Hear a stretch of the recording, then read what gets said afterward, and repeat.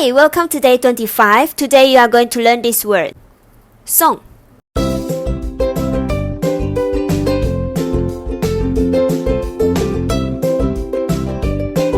The first meaning of song is to give as a present. You can either use song or 送给 when you give somebody something, but it's for present.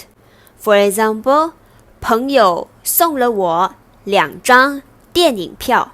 朋友送了我2张电影票。My friend gave me 2 movie tickets.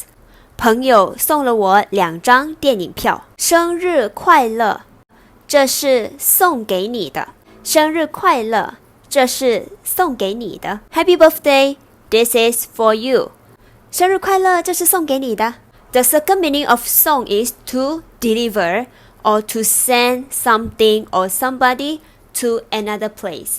For example, 明天你能送我去机场吗？明天你能送我去机场吗？ Can you take me to the airport tomorrow?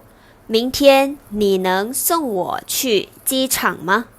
谢谢你送我回来，明天见。谢谢你送我回来，明天见。Thank you for sending me back. See you tomorrow. 谢谢你送我回来，明天见。谁在门外？是妈妈吗？不是，是送牛奶的。谁在门外？是妈妈吗？不是，是送牛奶的。Who is outside the door? Is it mom? No, it is milk delivery. 谁在门外？是妈妈吗？不是，是送牛奶的。你学会了吗？ So that's all for today and see you again. 下次见吧，再见。